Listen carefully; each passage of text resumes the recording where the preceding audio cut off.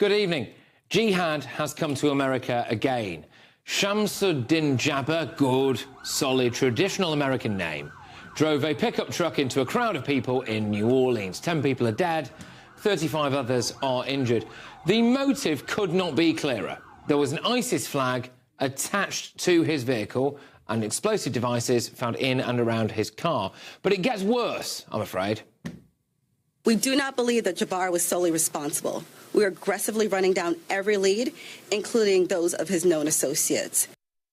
In fact, in the last few minutes, just before I came on air, they think now that maybe there were 2 other men and a woman who might have planted some explosive devices around New Orleans as well. It appears, doesn't it, that there is a jihadi terror network on the run. Look, wake up, everybody. ISIS and Al-Qaeda are back in a big way. There was an attack on a Taylor Swift concert that was thwarted. There were threats to Champions League matches. All of the security services are warning us about it. There was the Olympics as well, wasn't there?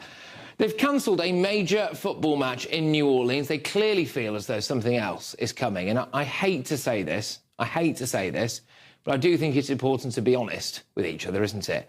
I think clearly something is coming our way too, isn't it? Let's get our thoughts from my panel. This evening we are, of course, joined by the wonderful Alice Grant. We've got Emma Wolfe and we've got Samuel Sweet. Can I just say a very, very happy New Year to all of you. I do thank you very much for joining us this evening. Emma, I'll start with you. Look, this is well, it's very concerning stuff. It's a breaking, developing story, but, you know, it appears pretty cut and dry. ISIS has attacked America. The man was driving a Jeep with an ISIS flag on it. I don't know why we can't just be honest about this and assess the threat and, you know, put the precautions in place that we need to, rather than trying to be politically correct about this or not offend people, or I don't know. Yeah, I mean, it's not our fault there was an ISIS flag on the back of that truck, right? Like, we didn't do that, you know, he did. So. Not at all, but it's interesting, actually, because I remember watching the NBC coverage. They focused a lot about the immediate safety precautions, as you mentioned. So, for example, bollards and, like, things like that. And I'm like, OK, so that's one part of it. The actual physical safety of our towns and our local areas is one part. Another part is the actual threat of this radicalism that's growing unchecked. Yeah. And that is definitely, perhaps, the more important thing to be focusing on. Yeah, indeed. Samuel, welcome to the sofa, mate. Thank you. Look, what do you make of this? Because, you know, there appeared to me, anyway, to be a bit of a rush to do everything to not jump to conclusions here, despite the ISIS flag on the back of... There's a sign, for me anyway, that we're always being lied to a little bit about this stuff. Do you think?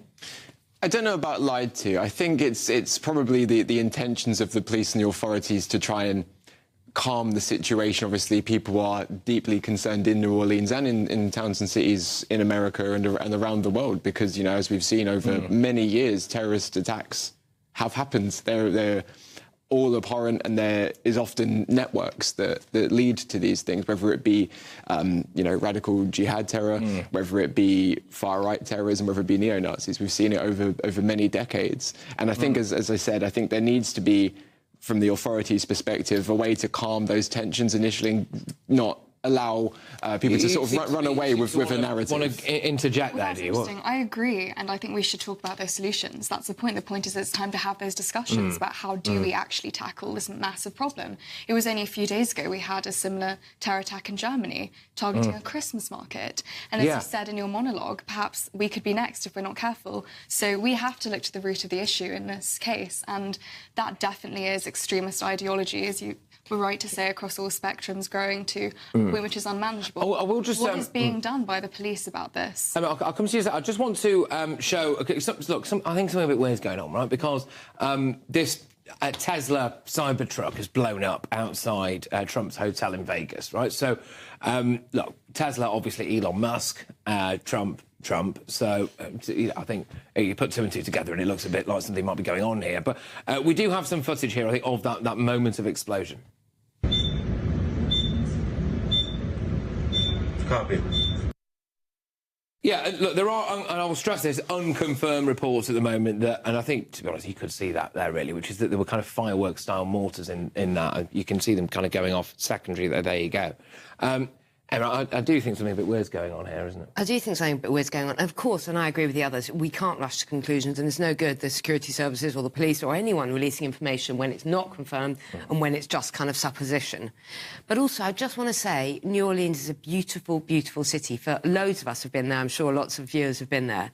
What a thing to happen in the early hours of New Year's Day at such a special time, just like the Christmas market. People are out to celebrate, to enjoy themselves. The people of New Orleans are probably some of the best people in the world. The area where this happened, Bourbon Street, is in the French Quarter, which is full of like live music and jazz and bars and amazing booze and everything. And I just think we should take a moment to think about New Orleans and what people are going through there. 35 people injured, probably. Well, actually, I'm sorry to do this. I'm just getting in my ear at the moment. Apparently, according to ABC News, the death toll has just risen to 15, so up from 10. There were 35 others at this time of year. Yeah, of course. Absolutely shocking. That is now 15 more people killed in the West by what appears to be radical Islamism. But what do we do about this? I know that's a big question. But yeah, that's the thing. Well, we know, firstly, that a lot of the radicalisation starts on a community level, and it can be a few leading figures in a community which enjoy stirring up this hatred towards people of the Christian tradition, and that is a lot of us here in the West. So I think that the police really ought to start looking at them as, approaching this as they would do any other form of extremism. So we need to see these congregations properly being investigated and tackled. And I think also the internet is another large place where this is happening. And we hear a lot about people who are tweeting politically incorrect things being targeted by the police. What about on the other side? We know there's a lot of horrible extremism on the internet from Islamist extremists. So yeah, not another far right attack. Samuel?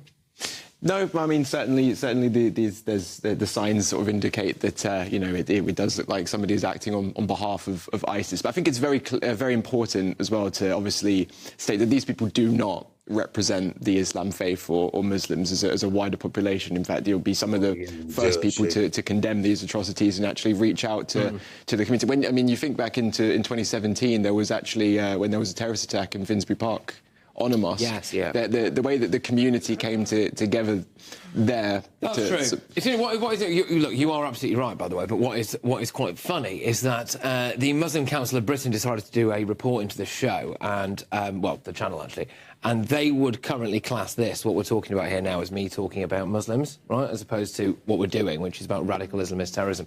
So it's interesting. You're right to say let's not bracket it. We don't do that, but it's quite funny that the Muslim Council of Britain decided to do that when they did a report. But anyway, it's my own personal grievance, of course.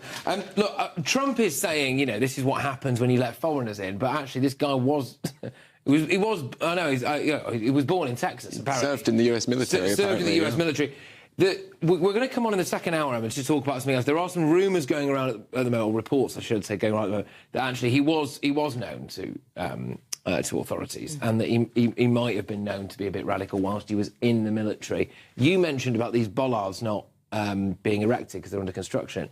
Yeah, is this another failure again, do you think, of security services, maybe? Why do we keep seeing these individuals who have multiple times been flagged up by the authorities and are known to be a threat?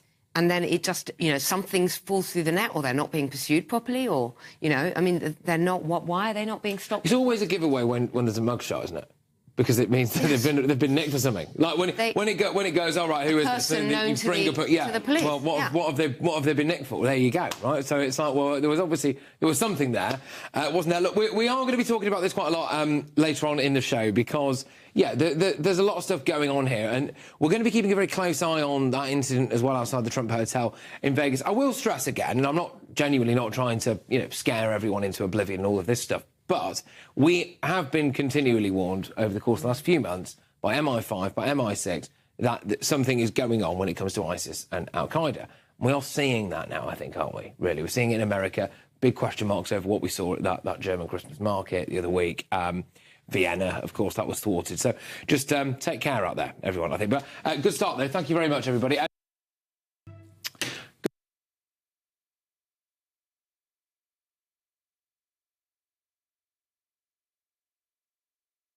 So, ISIS terror attack in America. Apparently served in the US military. So, sorry about the darkness, guys. Yeah. Just woke up anyway. There we go. That's better. ISIS terror attack. No, was the New Orleans attack. There was more than one attacker. Apparently, there might have been two of them men and a woman. I don't know if they've been apprehended. But this wasn't a guy who was let through the border. He served in the US military and was on their radar. One that slipped through the net. I think the West is in for a hard couple of months or years. Anyway, Godspeed and good luck to them people surviving. 15 dead so far.